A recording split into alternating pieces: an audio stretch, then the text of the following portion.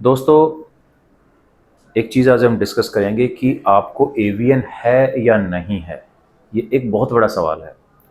हमारे पास बहुत सारे यंग बच्चे आते हैं जिनके हिप में पेन है, मूवमेंट्स पेनफुल हैं, चल नहीं पा रहे हैं और उनको बताया जाता है कि आपको एवीएन है। फिर उनको कुछ दवाई दी जाती है, कुछ बहुत बहुत तरह के ट्रीटमेंट किए जाते हैं। कुछ दिनों बाद दोबारा एमआरआई होती है और फिर बताया जाता है कि आपका एवीएन ठीक हो गया है। फिर वो कुछ और लोगों को बताते हैं, तो इस तरह से एक भीड़ लग जाती है कि एवीएन का इलाज हो रहा है, बिना ऑपरेशन के इलाज हो रहा है। तो दोस्तों, इसमें 90% वो पेशेंट होते हैं जिनको एवीएन होता ही नहीं है। तो आज हमारे पास ऐसे ही एक पेशेंट आए हैं और मैं आपको एक डिफरेंस बताता हूँ एक्सरे में कि एवीएन कैसा दिखता है। सबसे पहले हम देखते हैं ये पेशेंट जिनको बताया गया था कि आपको एवीएन है और अब वो ठीक हो रहा है।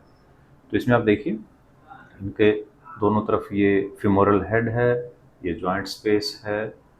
एंड नाउ एक्सरे देखते हैं प्रॉपर एवीएन पेशेंट का। इनको एवीएन है तो आप फर्क देखेंगे कि एवीएन के पेशेंट में ये इस तरह से ये निशान आने शुरू हो जाते हैं, लेकिन ये जो जॉइंट स्पेस है between ball and socket, this is always maintained. ये एवीएन की खास निशानी है कि आपका जॉइंट स्पेस नहीं जाता है टिल द वेरी एंड, लेकिन ये हेड में चेंजेस आने शुरू हो जाते हैं जिसको जियोग्राफिकल साइंस कहते हैं। इधर भी आप देखिए, ये निशान आ रहे हैं आपके इतने एरिया में, लेकिन joint space is well maintain. So this is proper AVN और इसका एक ही इलाज है, हिप रिप्लेसमेंट। किसी दवाई से ये ठीक नहीं होता है। अब देखते हैं इस एक्सरे को। इस एक्सरे में आपके हेड में, फेमोरल हेड में कोई निशान नहीं है, लेकिन जॉइंट स्पेस कम हो गया है। इधर भी देखिए, जॉइंट स्पेस इज रिड्यूस, लेकिन हेड की जो गोलाई है वो मेंटेन्ड है। तो ये खास फर्क है। एवीएन में धीरे धीरे हेड कोलैप्स हो जाएगा, लेकिन जॉइंट स्पेस मेंटेन रहेगा। This is ankylosing spondylitis, this is arthritis. Rheumatoid arthritis में भी हो सकता है, ये एंकाइलोजिंग में भी हो सकता है कि आपका जो जॉइंट स्पेस है ये कम होता चला जाता है। So this is not AVN. इस पेशेंट को बताया गया है कि आपका राइट साइड का एवीएन हमने ठीक कर दिया है।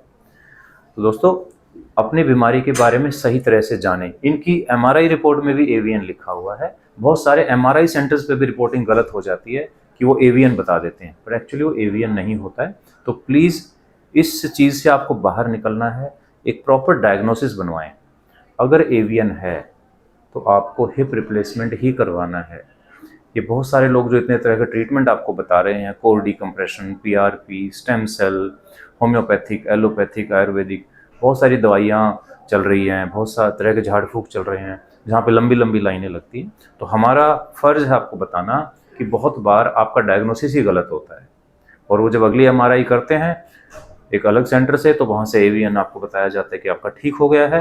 एंड यू फील कि इन चीज़ों से एवीएन ठीक होता है और वो मिस इन्फॉर्मेशन आगे चलती रहती है। Thank you.